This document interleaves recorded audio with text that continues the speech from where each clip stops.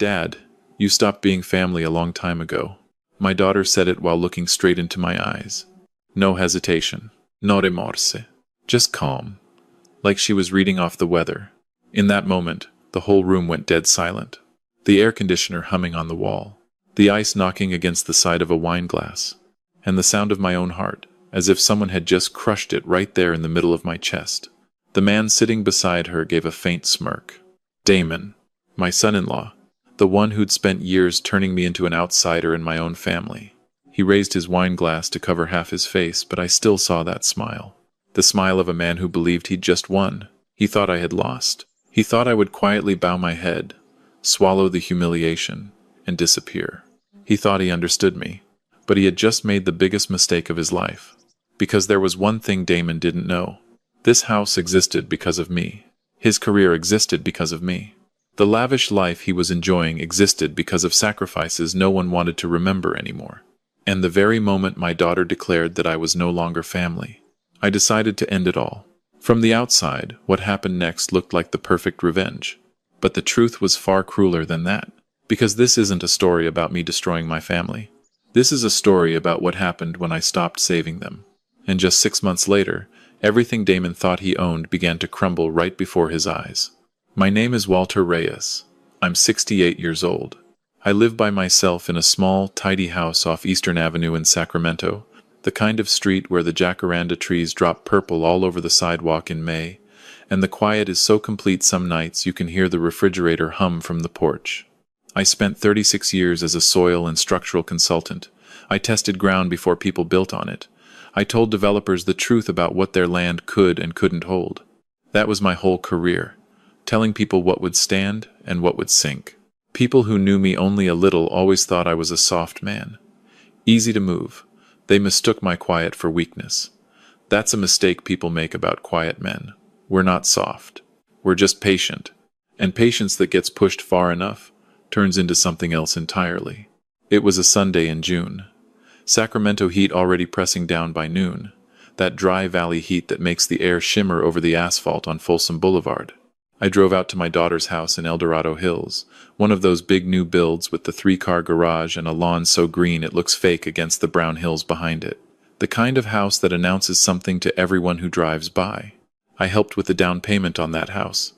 Nobody brings that up anymore. I had a gift on the passenger seat. A first edition gardening book for my daughter, Nadia. She used to love growing things when she was small. I wasn't sure she still did. I parked, picked it up, and walked to the door. She opened it before I knocked. Dad. A smile, but a careful one, the managed kind. She'd been giving me that smile for about 2 years. Hey, sweetheart, I said. I hugged her. She smelled like a perfume I didn't recognize. Not the one she used to wear. Behind her, like he'd been placed there for the shot, stood her husband, Damon. Pressed shirt, sleeves folded just so, a watch that cost more than my first car. He had a smile that worked very hard and never reached his eyes. Walter. He put out his hand, squeezed too tight the way he always did, like the handshake was a small reminder of something. Damon, I said, and I shook it.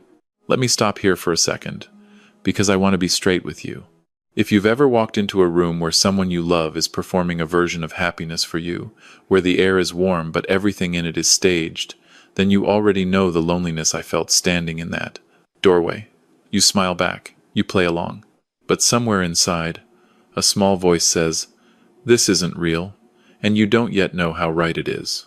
Dinner was in their formal room, the one they used maybe 4 times a year. Nadia had cooked my favorite, the chicken and rice my mother used to make. I noticed that. I notice everything. That's a soil tester for you. We learned to read what's underneath the surface. We were 20 minutes in when Damon started. He had a way of lowering himself into his own importance, slow, like a man easing into a hot bath, savoring every degree. "I don't know if Nadia told you," he said, cutting his food with surgical neatness, "but we're closing in on a contract with the Sacramento Regional Development Authority." "She mentioned something," I said. "It's big, Walter. The riverfront redevelopment. 40 acres. The kind of deal that puts your name on the map for good." Nadia beamed at him. That beam, the one she used to give me when she'd done something she was proud of. "That is a big contract," I said evenly. "How'd you get in front of the authority?" Something flickered behind his eyes. Quick, like a fish moving under still water. Relationships, he said smoothly. You build enough trust in this business. Doors open. I picked up my fork.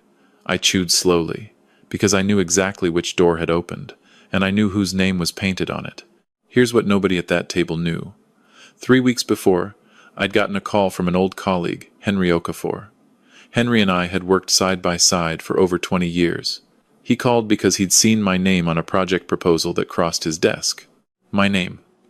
Listed as a senior technical reference and consulting advisor for a company called Walter Reyes Holdings. I had never agreed to that. I had never been asked. Not once. Damon had taken my last name, bolted it onto his own, and built a company letterhead out of it. I sat in my kitchen for 15 minutes after that call, doing nothing but breathing. 36 years. 36 years of showing up, telling people the hard truth about their land, never once signing off on something I couldn't stand behind. That reputation wasn't luck.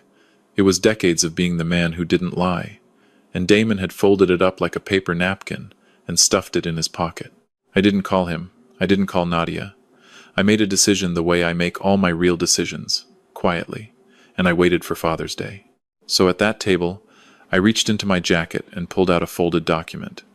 Damon, I said, keeping my voice level, I need to talk to you about something. He looked at the papers. His jaw tightened, just slightly. Nadia glanced between us. What is that? It's a copy of the proposal your husband submitted to the Development Authority. I smoothed it on the table, turned it so he could read. My name is on page 4, listed as a technical advisor. I never agreed to that. I found out because Henry Okafor called to congratulate me on a project I'd never heard of. The silence had weight to it, the kind you can feel on your skin. Walter, Damon started. It's more complicated than. I'm not finished. First time I'd ever said that at one of their tables. I want my name removed. From every document, every filing, every version. By tomorrow. He leaned back, exhaled slow through his nose. That recalibrating thing he did. And then he turned to look at Nadia, and that's when I watched it happen. I watched him choose his weapon. Nadia, he said, his voice going soft and wounded. Your father is trying to blow up the biggest opportunity of our lives. On Father's Day, he let it land. I don't know what I did to make him hate us being successful. Now, I want to pause here, because I think this is important. If you've ever watched someone twist the truth so smoothly that you almost doubt your own memory of what just happened, that's what manipulation actually looks like. It isn't loud. It's gentle. It wears the face of the victim. And it works because the people who love you would rather believe the gentle lie than the hard truth. That's not what's happening, I said. But Nadia was already standing. Damon worked 2 years on this, Dad. 2 years. And you walk in on Father's Day to tear it down? He used my name without asking. That's fraud. It's a reference. It's not a reference if I never gave it. Her eyes went wide. Her mother's eyes when she was angry. You want to do this? Fine. Here's where we are, Dad. You apologize to Damon, right now, and you tell him you support this family. Or you are not welcome in this house. Or in my life. The room went completely still. I looked at my daughter. This woman I'd driven to swim practice in the dark, sat outside emergency rooms for, cried over at her graduation, and I finally let myself see the thing I'd been refusing to see for 2 years. She didn't need me to protect her from this man. She was standing right next to him. Damon's smile was small, controlled. The smile of a man who'd watched someone fold 100 times and was fully expecting fold 101. I stood up slowly. I looked her in the eye, and I gave her 5 words.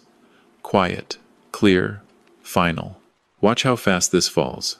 I picked up my jacket. I walked to the door. I didn't look back. They thought my silence was shame. They thought I was driving home to grieve. They had no idea I was driving home to make one phone call. I got home at 7, 2 inches the evening. I know because I looked at the clock over the sink the second I walked in. You do that when something has just ended, and your brain wants to mark the time. The light was coming through the kitchen window at that low gold angle that makes everything look peaceful, whether it is or not. It was not. I sat at my table. Didn't turn on the TV. Didn't call anyone. I just let the last 2 hours settle over me like dust after something collapses. 68 years old. I raised that girl. Drove her to school on frozen mornings. Missed meals. Missed sleep. Swallowed my pride more times than I can count. because the alternative, losing her the way I almost did after the divorce, was something I could not stomach. And she stood across a table and told me I wasn't welcome in her life, with her husband smiling behind her like he'd just turned over a winning hand. I sat there a long time, 40 minutes, maybe more, and somewhere in that stillness, something I'd been holding tight for years just let go. It didn't snap. It didn't explode. It released. Like a man setting down a weight he'd carried so long he'd forgotten it wasn't part of his own body. I was done holding up the sky. And I'll tell you something that still surprises me. I slept better that night than I had in 3 years. Most people would have tossed and turned, replaying every word, drafting texts they'd never send. Not me. I was out by 10, and up at 5:15, same as always. Coffee before the sun. The mockingbirds outside doing their thing like nothing had happened. Because for me, nothing needed to happen yet. If you've ever finally made peace with a decision everyone else would lose sleep over, you know that strange calm. It's not coldness, it's clarity. It's the quiet that comes after you stop arguing with yourself. Monday morning. I dressed the way I used to dress for work. Pressed shirt, good shoes. Not because I was going anywhere, but because some phone calls deserved to be made standing up straight. I had one call to make. One. His name was Arthur Coyle, 73 years old, the chairman of the Regional Development Authority, and a man I'd known since 1989, when we both sat on a county zoning panel. Arthur was the kind of man who'd spent 50 years in California development, and never once had his integrity questioned, which meant he valued integrity the way some men value money, personally. Without apology, I dialed at 8:45. He picked up on the second ring. "Walter, don't tell me you're coming out of retirement." "Not quite," I said. "Arthur, I need 10 minutes. And I need you to hear me clearly, because what I'm about to tell you is something I should have said the day I found out." A pause. When he spoke again, the warmth was still there, but under it was something sharper. "Attention. Go ahead." I told him everything. Calmly. In order. No drama. That my name appeared on the Walter Reyes proposal as a technical advisor. That I'd never been asked. That I had no professional association with Damon Vance. No knowledge of his practices. And that my name had been used without my consent to reach a public development contract. And then I said the part that mattered most. "Arthur, I've known you 30 years. My name means something, or it means nothing, and I will not let it be borrowed by a man I can't vouch for, to open a door I never agreed to open." Silence on the line, not the uncomfortable kind, the processing kind. "Walter," he finally said, very quiet, very measured, the voice of a man understanding the full size of something. "Are you prepared to put that in writing? I'll have a signed statement to your office by noon. I'm sorry this happened to you. I'm not angry, Arthur. I just need my name back." I hung up. I stood in my kitchen a moment. That was it. 10 minutes. 36 years of reputation. And it took 10 minutes to tell the truth. Now here's the part I want you to hear, because it's the part most people get wrong.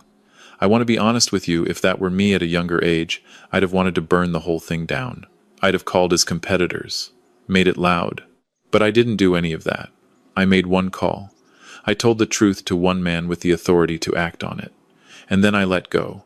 The dominoes that fell after that, I didn't push. They fell on their own. I typed the statement myself. Drove it to the authority's office on Capitol Mall before 11.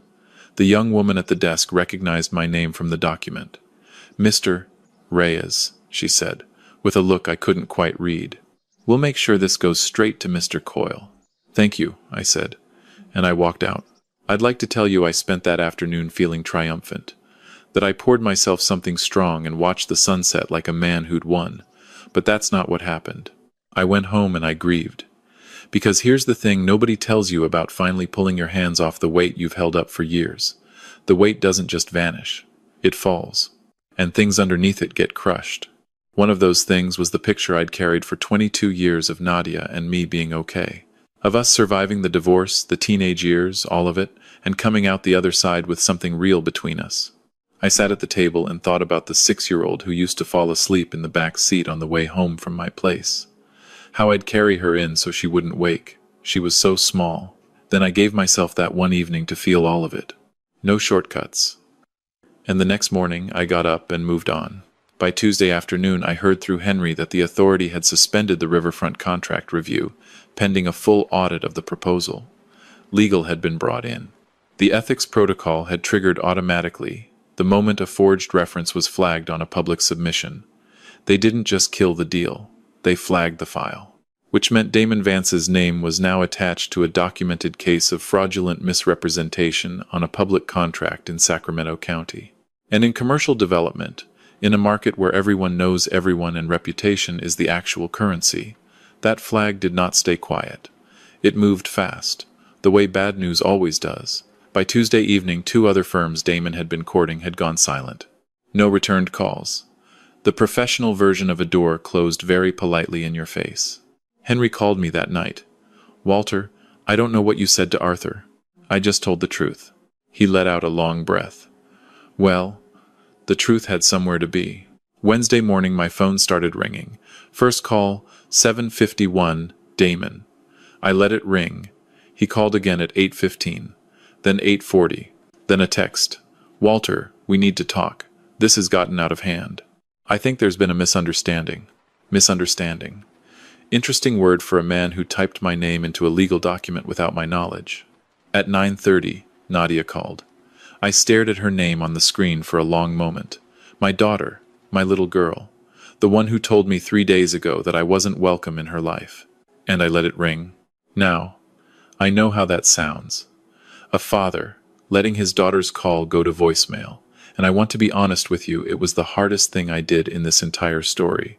Harder than the dinner. Harder than the phone call. Because every cell in my body wanted to pick up and fix it. But I'd spent 22 years fixing things for her before she had to feel them. And I knew, the way you know a truth in your bones, that if I rushed in now, she'd never actually arrive at the thing she needed to see. Some truths only stick if a person finds them alone. What I learned later, from Nadia herself, was what happened inside that house. Damon had come home Tuesday already cracking. The silence from his contacts had unnerved him in a way she'd never seen. By Wednesday, he had the formal written notice. The deal was dead. The flag was real. And that's when he stopped performing. The charm went first. Then the composure. Then whatever careful structure he'd built around himself came apart, and what was underneath wasn't the polished man she'd married. He turned on her the way cornered people turn on whoever is closest. Blamed her. Blamed me. And he said the thing that told her everything. He told her the only reason he'd ever needed her was her father's name. That without my reputation attached to his pitch, the authority would never have taken the meeting. He said it like it was her fault for not delivering me properly. A door. That's all she'd been to him. A door with my name on it. And the moment the door stopped being useful, he didn't even bother to hide it. There's a specific kind of knock you feel before you hear it. Not loud, not angry. Desperate. I was in the backyard when it came, Wednesday afternoon, just past 3, pulling weeds along the back fence. That slow, mindless work that keeps your hands busy while your mind does what it needs to do.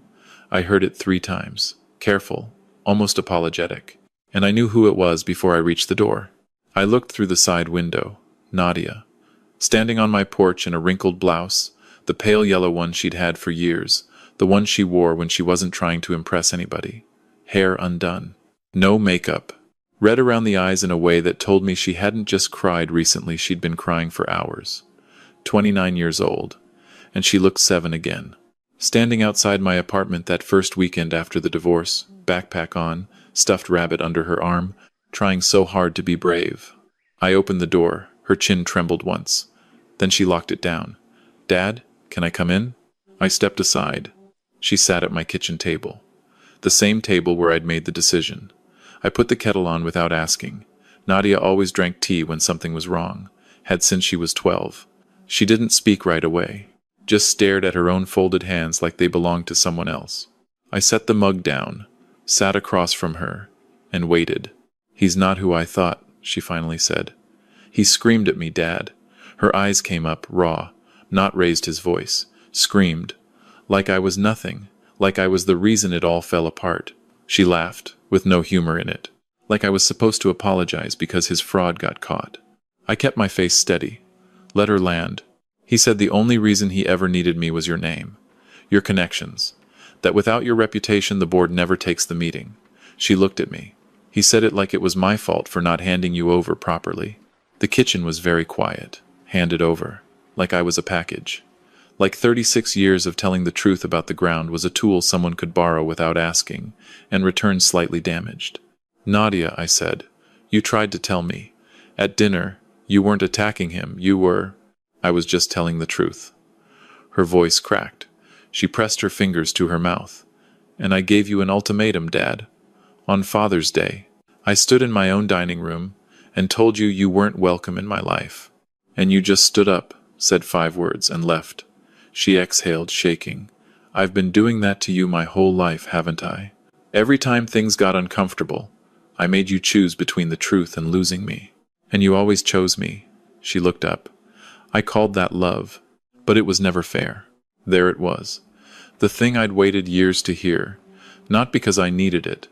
I'd stopped needing that somewhere around 60, but because she needed to say it, for herself. No, I said carefully. It wasn't fair. She blinked.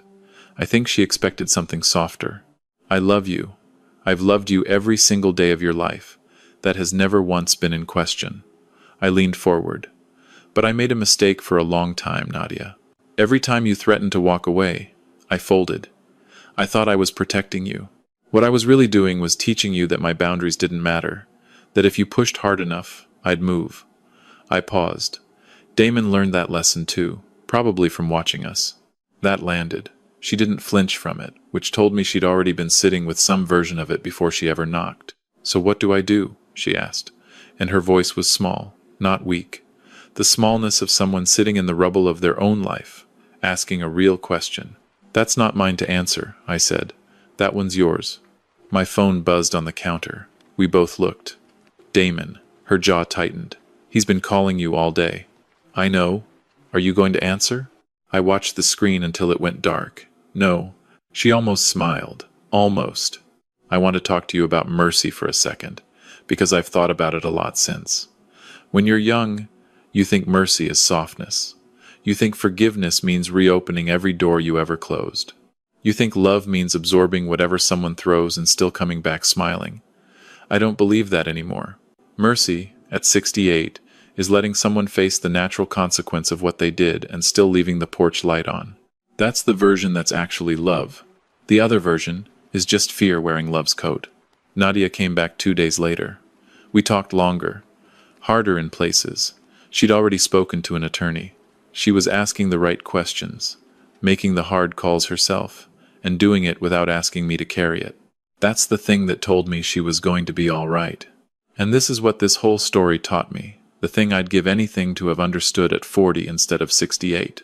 The mistake most of us make is believing that if we just absorb enough, give enough, fold enough, the people we love will finally feel safe enough to be good to us. It doesn't work that way. What Nadia finally understood, that nobody else in that dining room did, is that boundaries aren't the opposite of love. They're the proof of it.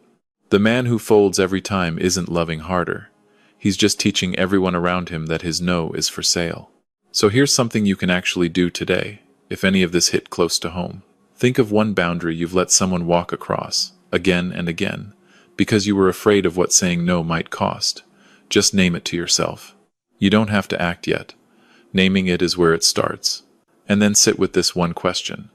If the people in your life only respect the version of you that never says no, is it really you they love, or just what you do for them? I want to hear from you, because I read these. If you think I was right to make that phone call and let it all fall, comment the number 1. If you think I should have warned my daughter first, protected her from the crash, comment 2. And if you think I was wrong to let it go this far at all, comment 3. There's no wrong answer. I just want to know where you stand. And tell me where you're watching from, and what time it is there. It always amazes me how far these stories travel.